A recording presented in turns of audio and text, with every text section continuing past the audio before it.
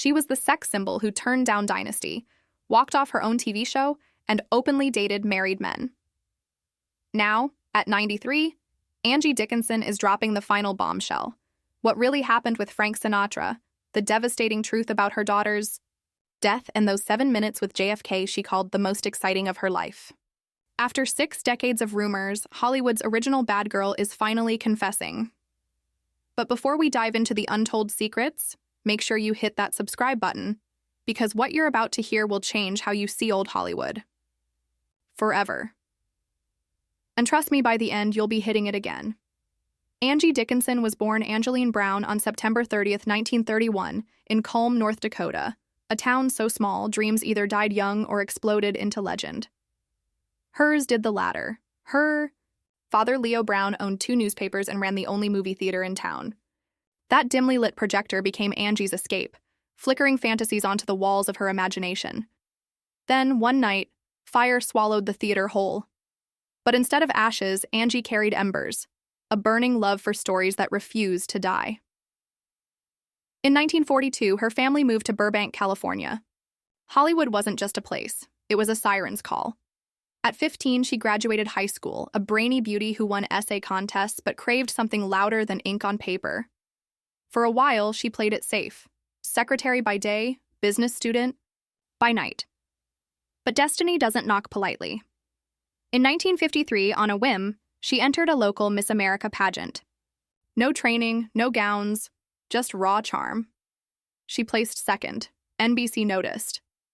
Overnight, she was on the Jimmy Durante show, blinking under studio lights, thinking, this is just a detour.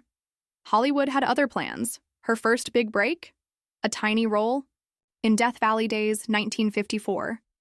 Then, like fate winking, she met him, Frank Sinatra. It was 1955, backstage at the Colgate Comedy Hour. Sinatra, already a king, took one look at her and slid his number into her palm. She laughed, tucked it away, and thought, this man will ruin me. She was right. For 20 years, Sinatra was her shadow, lover, mentor, chaos. He called her one of the Rat Pack gals, a crown no woman wore lightly.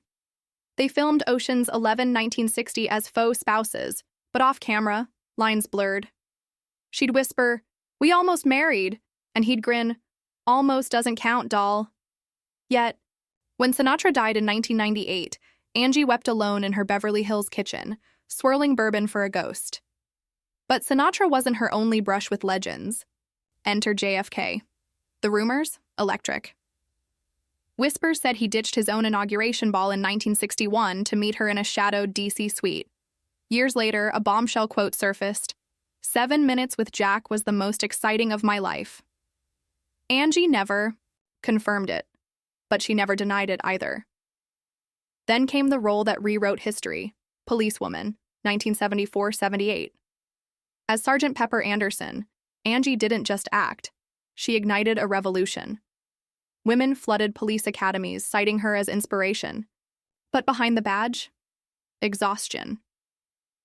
Slave labor, she called it, 16-hour days, then racing home to Nikki, her daughter, whose silent battles no script could capture.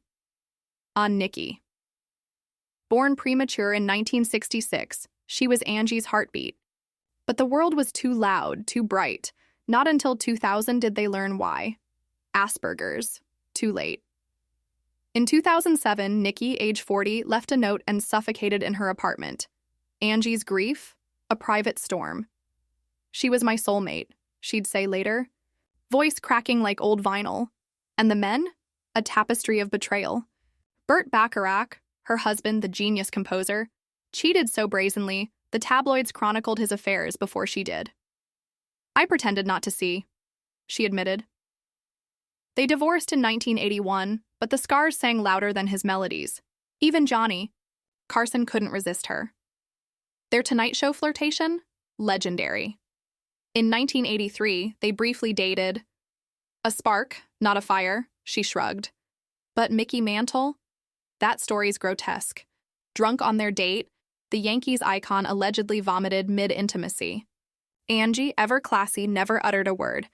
Now, at 93, she tends her garden, eats vegetarian, and scoffs at Me Too. An open robe isn't rape, she declared, igniting fury. But Angie's no villain, just a woman who survived an era where no was a luxury few could afford. So what's her secret to longevity? Sunsets, kindness, and knowing when to shut up. And to you, dear viewer, hit subscribe. Because if Hollywood's golden siren has taught us anything, it's that the best stories are always to be continued. Angie Dickinson's childhood in North Dakota was marked by simplicity and an unquenchable thirst for more. The fire that destroyed her father's theater wasn't just a tragedy, it was a sign.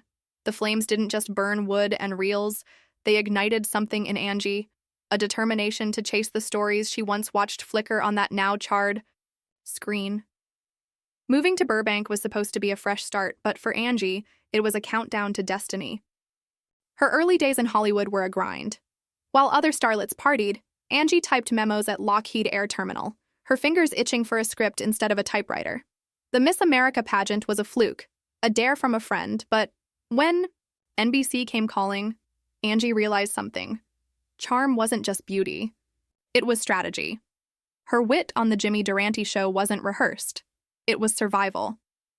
Frank Sinatra didn't court women, he collected them. But Angie? She was the one who got away. Their first meeting backstage at the Colgate Comedy Hour wasn't romantic, it was a power play. Sinatra, fresh off his Oscar win, expected awe. Angie gave him a smirk. That defiance hooked him. For years they danced. Clubs, film sets, late-night calls. He'd send roses, she'd send them back. Ocean's 11 was a joke between them. Playing my wife? She teased. Only in the movies, baby, he shot back. But Sinatra's love was a revolving door.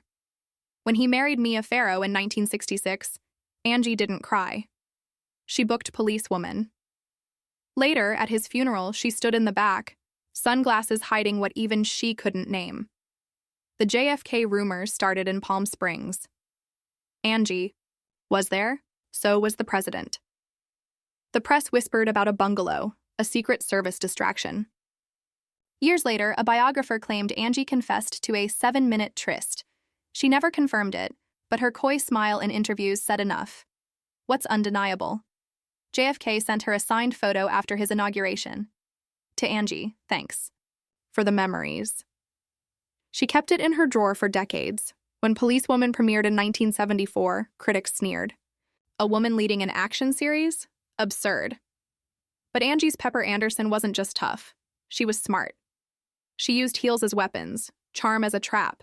The show's impact was seismic. Female cops wrote to NBC, "Because of her, I joined the GI force." But the toll was brutal.